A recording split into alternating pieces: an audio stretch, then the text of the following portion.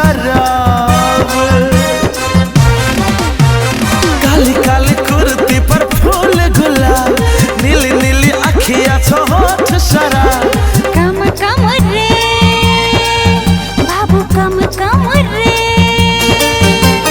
गोरा गोरा रंग तो हर चेहरा हसीन गे, 16 के उम्र यारा गजब का मसीन है गो। काली काली कुर्ती पर फूल गुलाब, नीली नीली अखियाँ छो होठ शराब। कम कम रे बाबू कम कम रे,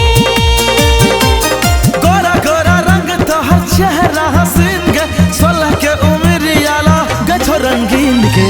काली काली कुर्ती पर फूल गुलाब, नीली नीली अखियाँ छे होठ शराब।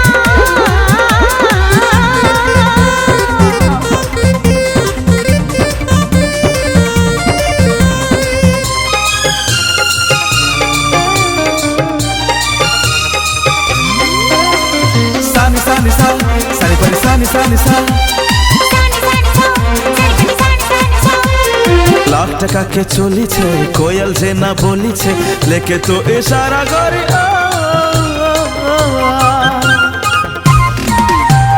लाख टका के चोली छे, कोयल जे ना बोली छे, लेके तो इशारा करी बचकारे बाबू ने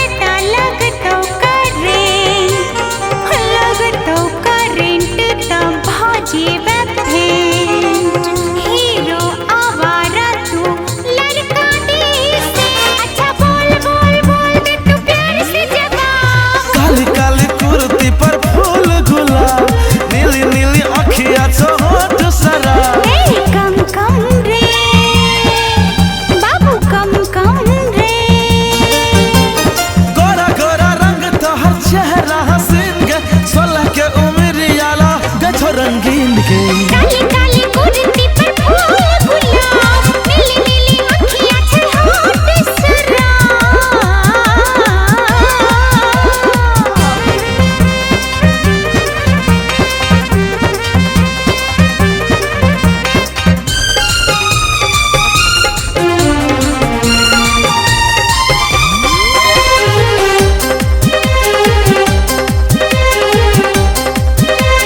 कमर पे चोटी लटकल छे, तन मन तोरे पे भटकल छे, तोरे पे दिल अटकल छे राजा जी। कमर पे चोटी लटकल छे, तन मन तोरे पे भटकल छे, तोरे पे दिल अटकल छे राजा जी। बाबू रे सुगर मीना मीना, दिल पर चलल ही गे जादू टोना। अब कोना कजीब गे तोरा बिना गे, चाल मस्तानी तू लगे छिला जवाब। काली काली कुर्ती पर फूल गुलाब, नीली नीली अखियाँ छे होठ शराब। गोरा गोरा रंग तो हर चेहरा हसीन गे, 16 के उम्र याला गजब रंगीन गे। सानी सानी सा सानी परी सानी सानी सा।